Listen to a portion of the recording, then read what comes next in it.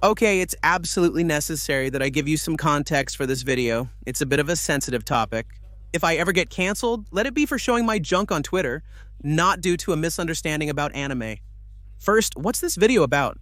Well, for those who are new or who might have just forgotten about the topic, both in my video about the worst parents in anime and in the review I did of Hunter x Hunter, up to the York New Saga, I briefly mentioned that King Freecss seemed like a Y-type father to me. Specifically in the video about the worst parents in anime, I said that I myself was able to prove how pathetic and negligent he was as a father. To the point that even YUJIRO Hanma, the main antagonist of the Baki manga, is actually a better father than Jin Freecss. Now then, that being said, second clarification. I want you to listen closely to what I'm about to say. It's important for understanding the whole video. The fact that you're a good father doesn't automatically make you a good person. Just like being a bad father doesn't directly make you a bad person. Loving your child a lot and wanting the best for their well-being doesn't stop you from being, for example, a monstrous criminal. Abandoning your child, although an extremely ugly act, doesn't necessarily make you a bad person per se.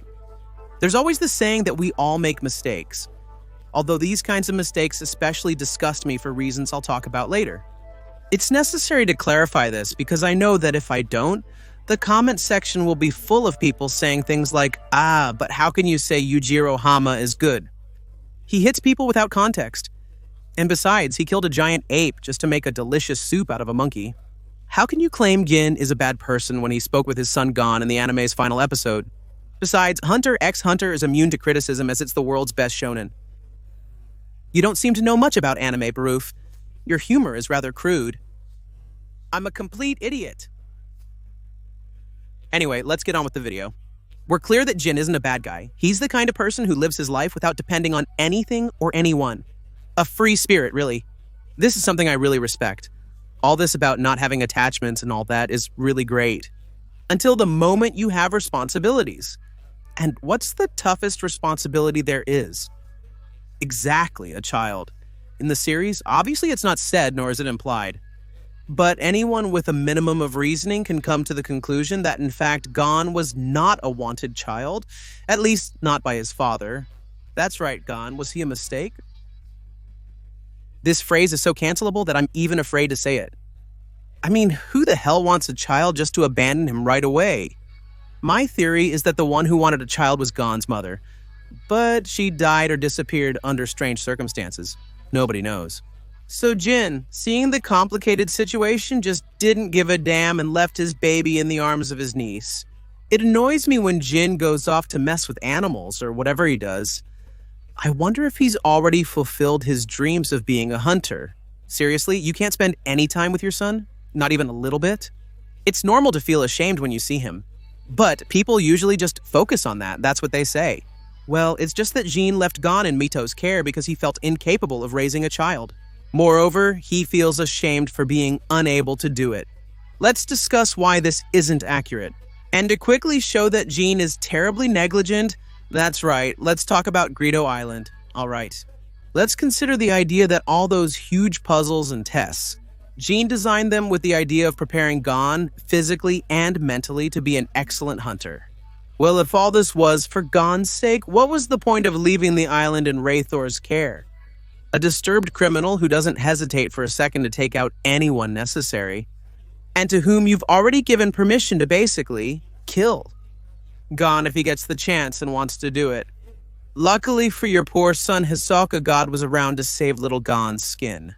Because if not, they probably wouldn't have made it out of there alive.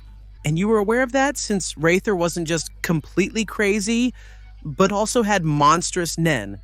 Thank you, Hisoka, for being perfect. I wish I were a kid in green, just so you'd look at me with those handsome eyes. And let's not even talk about the Chimera Ant arc, because you didn't even dare to show your damn face. I don't know how Gon is able to forgive you so easily for letting Kaido die and not stopping him from going through that horrible hell he went through. Are you lucky that Gon is probably still too young to reflect on things at that level? Because if he wasn't, he would have spat in your face the moment he saw you. Don't give me the, he didn't know about the ants excuse.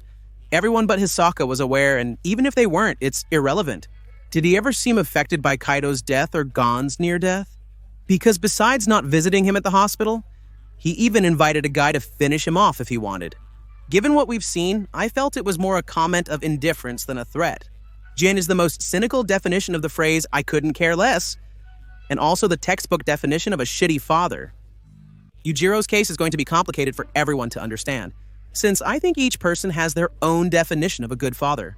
For me, a good father is someone who cares about their child's well-being, regardless of the methods they use. There are fathers who do it in a more loving and understanding way, and others who do it in a stricter way, so that the kid learns from the start how tough life is. For me, both ways are totally respectable. I don't need to say that Yujiro took so-called tough love way too far. Yujiro is a very bad person and has committed all kinds of crimes. All kinds. And those of you who have read the entire manga, do you know what kind of horrible crimes I'm talking about? And if not, just ask Jack's mother. But on the other hand, I firmly believe that in his own twisted way. Not only does he love Baki above anything else, but he's also been that invisible hand that's always been there to help Baki improve in every aspect of his life.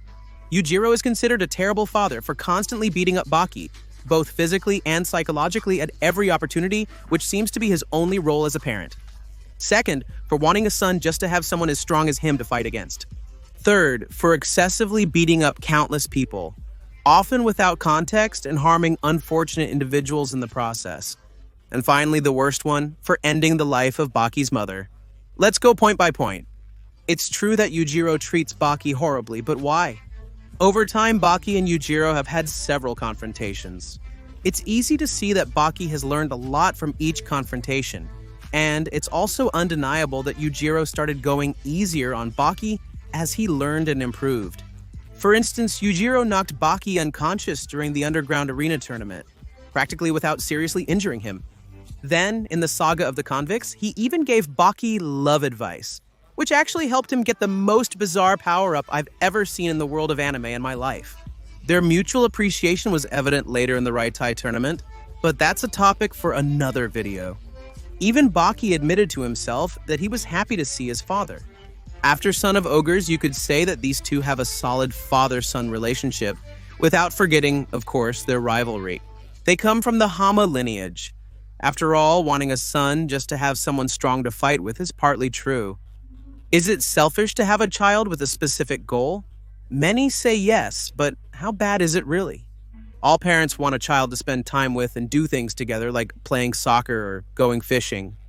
I don't know. And no one in their right mind would go and call a parent selfish for wanting a child to do many activities with and to raise them with their own values and principles, right? It's the same thing here, except you have to replace soccer and fishing with fighting. Yujiro sees everyone as useless trash, so he believes that the only person worthy of his respect, of learning everything from him, of having his affection, and ultimately being his eternal rival, would be his own son. The fact that he frequently engages in physical violence is a personality trait, which has little to no bearing on his role as a father. In fact, Yujiro has shown respect for the people who take care of his son and mercilessly destroys those who cheat him. For example, at first Yujiro despised Hanayama and treated him like trash. But as the years went by and seeing that Hanayama was literally like a brother to Baki, he began to respect him a bit more, even going so far as to walk with him and have calm conversations about fighting. On the other hand, when Yanagi, that prisoner who was literally like a goblin, poisoned Baki in a dirty way, leaving him almost on the verge of death, Yujiro went there himself just hours later and tore his jaw off with one blow, which is unusual for him. Another prisoner, Sikorsky, confronted Yujiro and threatened to hit him, and Yujiro ignored him. But instead, probably when he found out about Baki's poisoning, he immediately went to give the stinky dwarf Yanagi a nuclear Hanma punch. You must gain Yujiro's respect. Let's address the final point, and the most controversial one, the episode where Yujiro ended Baki's mother's life right in front of him. I'm not going to justify his actions, not at all. Obviously, I don't agree with his psychopath methods, but is there an explanation for this event? Yujiro chose Baki's mother to have a child because he literally noticed that she was a bad person. So he thought that in this way, his son would be as fierce or even fiercer than him. Obviously, it didn't work out because Baki is a good boy after all, but anyway, the point is that Yujiro was right. Baki's mother was a horrible monster who made her 13-year-old son live in a filthy dump. On top of that, she forced him to do harder and harder training, without caring at all about her son's well-being. I repeat, 13 years. She just wanted to use Baki so that her beloved Yujiro would see that the son she gave him was exactly what he was looking for. Even when she saw that Baki couldn't meet her expectations, she beat him up in public, biting and scratching him, Baki included. This woman never cared. Yujiro was always aware of this. In that fight where the mother was present, watching as Yujiro mercilessly beat up Baki, apparently trying to kill him. Yujiro clearly dragged that out unnecessarily. He is nothing but a Gary stew. So everything he plans ends up working out for him, because the plot always conspires in his favor.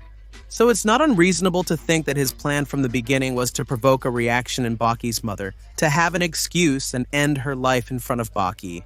And in this way, not only free Baki from that horrible mother, but also increase the hatred his son has for him. And in that way, for him to become even stronger. It must be said that, although the methods were horrible and unethical, they worked. Baki improved a lot in every aspect after this event. And for those of you who are thinking, well, but Baki's mother ended up reacting, she couldn't have been that bad, right? Look, if after all that, just because of that simple, silly gesture, you're going to start seeing her as a good mother, then you have a problem, or you haven't read Baki. It was more an instinctive action than one based on values and principles. But I won't get into that debate, as this has already gone on for too long. And that would be all. In conclusion, despite Yujiro being a terrible person deserving of hatred and disgust, he genuinely loves his son and desires what's best for him. Jin, while not a bad person, is a terrible father. Subscribe if you enjoyed the video. Please follow me on Twitter, join my Discord, and follow me. I'd really appreciate it. Check out my gaming channel for well-made videos and my live stream channel links in the description. On this channel, we're otakus who shower and have a social life. See you in the next videos. See you next time.